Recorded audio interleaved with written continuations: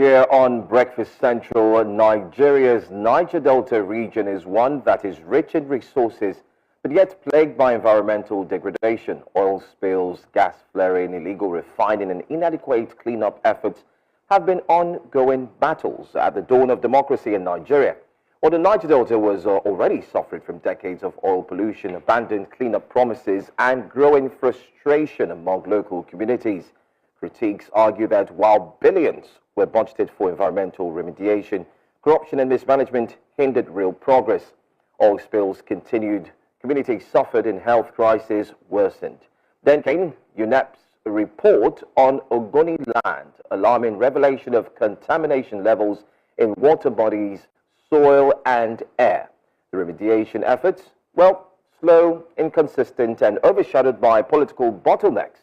The Tinubu administration has pledged tighter regulations and stronger enforcement of environmental policies. But are these promises actually translating to action? Well, joining us further to discuss this is energy consultant, energy and petroleum economist. We do have Mr. Lucky Ighoyota. Thank you so much for being here this morning on Breakfast Central. Thank you. Good morning. Thank you for having me. Thank you, viewers. Let's start off first with a quick breakdown of the level of environmental impact of oil spills since 1999. Nigeria just celebrated 26 years of democracy, and in 26 years, Nigeria has been battling this seemingly nagging problem that's faced with oil spillage and the like. So can you give us a breakdown of the level of environmental impact so far so good from 1999 up until today, which marks 26 years? Okay, thank you very much. Before I move forward, I want to first of all give my commendation, which I believe may as well be the position of a lot of Niger Delta people yesterday running into this morning when the president in that is the most Democracy Day speech at the National Assembly decided to give a pardon to the Ogoni Nine, including our illustrious leader, Ken Saro Wiwa of blessed memory, although there was no need for his execution because he was doing what he should be doing at the time, not until that military dictatorship led by late General Sani Abacha committed that sad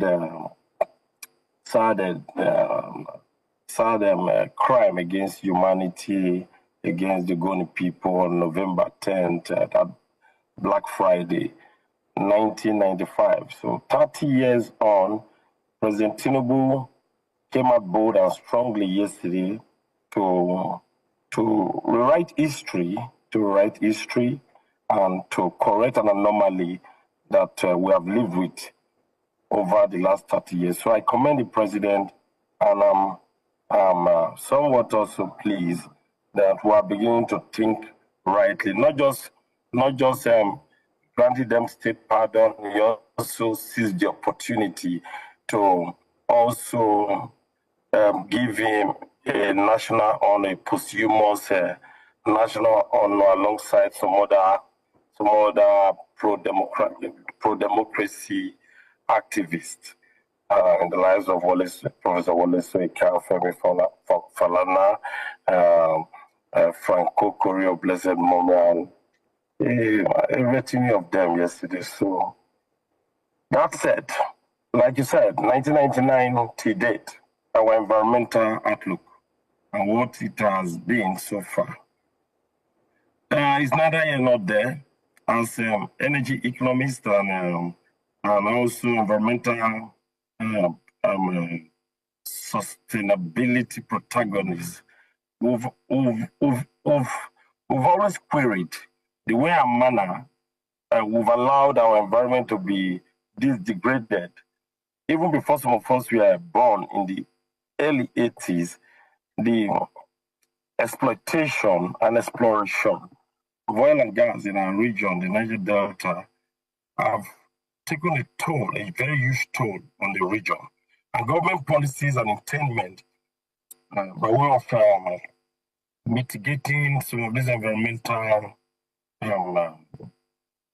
degradation and environmental harm to the region have not actually paid over yet expected results. So if you ask me, we say we are not actually where we had hoped to be. It's a work in progress, and I want to believe that the government has got to step up its guard, and also the operators in the region, that is the oil companies. Now we have them local. We have them both locally. We have local firms, the IOCs that have been here for over 60 years should also try to step up their game, so that we can achieve our environmental expectation for the region. I think that's where I will end it for now until you ask other questions. All right. Let's. Thanks for taking us through. Your thoughts on the president's decision yesterday, especially to honor the late, activist, pro-democracy activist. But we'll come to that. I want us to look at the creation of the Niger Delta Development Commission. What would you say its impact has been since 1999 up until now? I remember just not too long ago, a few years ago, you did have people come out from the Niger Delta to state clearly that they haven't seen the benefits, especially of having what Nigeria is blessed with, which is the natural resources, oil and gas, because it's not really translating to every single livelihood of the Niger Deltans. So take us through what you think the Niger Delta Development Commission has done in the past in the past years, and what do you think is lacking so that the people can start to benefit from the dividends of what we call the natural resources Nigeria has been blessed with in the Niger Delta? Thank you very much. Very good question. The Niger Delta is a product of necessity, as it was then around 2001, 2002, when the former President Olusegun Obasanjo bought into agitations from the region in terms of giving back to the region. That the region have been the goals that have laid the golden egg for our country, and is the feeding bottle of the country, and a lot have been sapped of the region, and the region need to be developed, and the environment need to be properly realigned, and that led to the establishment of the NDDC Act in 2001, 2002. And for like 22, 23 years now, the interventionist agency, to my mind, have not actually lived up to its bidding, because a lot of trillions have been pumped in there. It's beginning to look like more of a political patronage agency. It's more like a cash cow for those that have been given the opportunity to manage. And it's so unfortunate that the place have been managed by Niger Deltans, citizens from the region. I don't know why each time people find themselves in place of authority, they hardly give what they tend to say when they are not in position. The Niger Delta have not fed well, given the amount of money that have been devoted into its operations. If you ask me, it's not something to share. What I think they should be doing is to put the region first, just like we have a far cry in Nigeria, where we have people in authority not putting nation first. I don't think the people that have been managing that commission have actually understood the reason why that interventionist agency was created. When I say understood, it's not a question of mere rhetorical understanding. It's a deep sense of the intendment, the honest intendment of that fight. Like we say in our local parlance, that we are man for the work, man for the shop. That you will shop does not mean you will not work. We have to be very thorough. We have to be sincere. There should be sincerity of purpose to those that are from those that are manning that facility. It's no longer a question of say, okay, they are bringing people from other regions, like we're having the case of the larger Nigeria, where you say, okay, Niger Delta people have not been given their fair deal in terms of political patronage. In this same country, we've had the opportunity of producing a president that's from the Niger Delta. So it's not a question of having our own people manning the place. Although with the act, we still have people from other regions, they're making up the board to represent other regions by way of a federal character and accommodating other regions of the country. But to me, if you ask me, I fear no foe. I'll say it as it is. The Niger Delta Development Commission, that is the NDDC, has not fared well, and more needs to be done, and our people should learn to put the region first rather than owning big houses, buying big cows, and moving with all manner of security apparatus. Mr. Ighoyota, the environment is in dire need of remediation. You've seen what has happened in Ogoni. Even if Shell had issues with them, you saw the UNEP report. Till today, it has not been implemented. And Niger, the NDDC have been so political. You saw the last guy in the Ministry of Niger Delta Affairs, who happens to be the Senate President now. With all due respect to him, I'm not trying to denigrate this person. He didn't do well. He turned that plane into something else. He was just changing MDs upon MDs back and forth. Not until recently, when the president established this substantive board now that have been there for close to 2 years, that place have been back and forth with leadership exchange. So it's a question of people wanting people there to do their bidding, not actually to do the bidding of the region or collective interest in the region. So, Ighoyota, in other words, are we saying that the current Senate President was also known to have been saddled with the responsibility of managing the affairs? And would you say his time, he didn't also do well? I mean, we all recall the story of the Assembly inviting for further, finding out what really happened to the funds and so on and so forth. And remember the fainting incidents and so on and so forth. So would you say that all who have been in charge of the NDDC have not done well in the past years? You saw when the Senate President was manning the Minister of Niger Delta Affairs, I came with his carried-like forensic audit. What came out of the audit? Ask yourself. Consultants came all out and spoke truth to power. That the whole thing was just a charade, was a child's play. The former President Muhammadu Buhari was just deceived. He was deceived into that voyage of pumping money for audits that didn't bring out anything. Even the recent quarrel between Senator Natasha and the Senate President revealed some of the underlying facts around that forensic audit that the Senate President masterminded.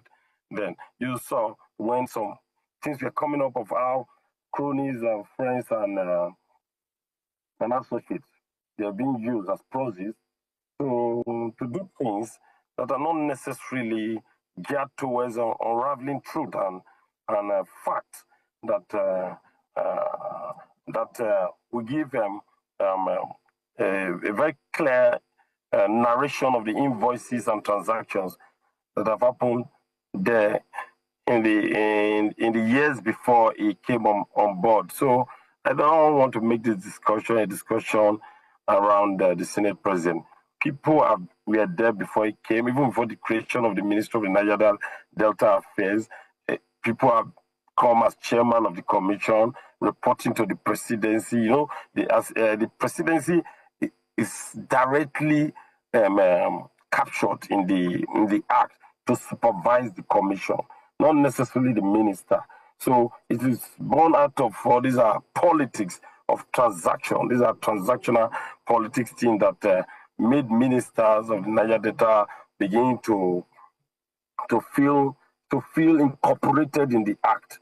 And they are mere messengers by the president to, on behalf of the president, look and give feedback of what is happening there. But trust Nigeria, you know, when you give them a yard, they'll try to make more than 10, 50, 100 yards out of it. So it's not a discussion for the Senate president. It's a question of doing the needful. Are people moving away from this transactional mindset to transformational leadership? This we are going to continue to push for our region, that we've got to transform our minds, to transform the region, to transform our environment. The energy need of the world is doubling up every day. The numbers are increasing.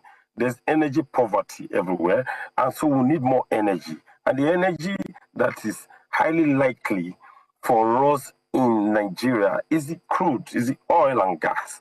And it is largely found in the region, and they will continue to explore because fossil ain't going anywhere soon. So we must brace up for the task ahead so that our environment can be conserved for generations to come. There's climate change issue all over the place. There's issues around flooding all over the place. You saw the last one that happened in Niger. Was it at Mokwa? That one is even far away, Niger. You saw floods that have happened in 2012.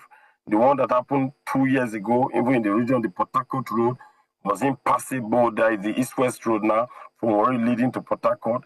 So we have an array of issues, challenges, and that is why we must give it to the NNPC for also deeming it fit to incorporate some of these local security companies like Pipeline Infrastructure Nigeria Limited, Tantita, and the project monitoring people that have been part and parcel of safeguarding the environment by way of safeguarding the national assets. You know, the poverty in the region is so rife to the extent that younger and unemployed people delve into bunkering, delve into oil theft.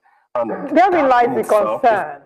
You know, therein lies the concern. You talk about how there are high levels of poverty and that we need to move away from a transactional mindset.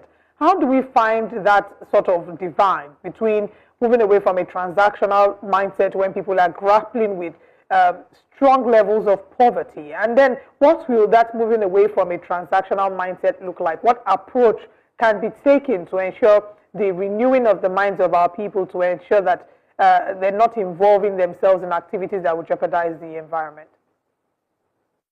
Look, the cultivation, we have to start from families.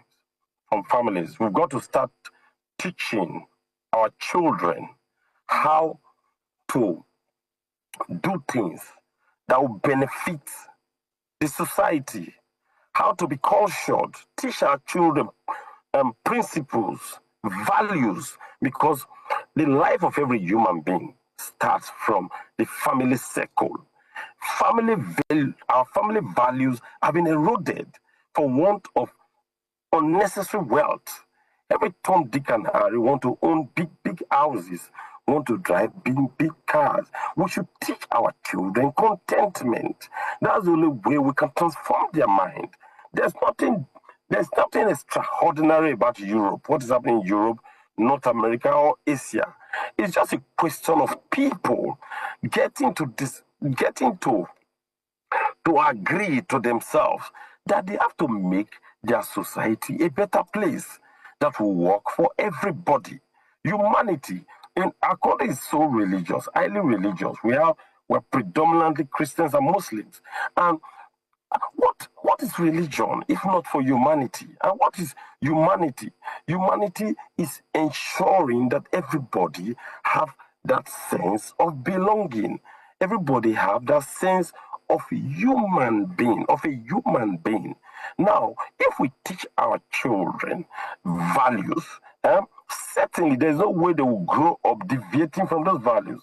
If you take your mind back to when some of us were growing up, we were being cautioned by our parents. Some of us were taken to churches, mosques, and what have you. Even for those traditionalists, they were also very morally conscious.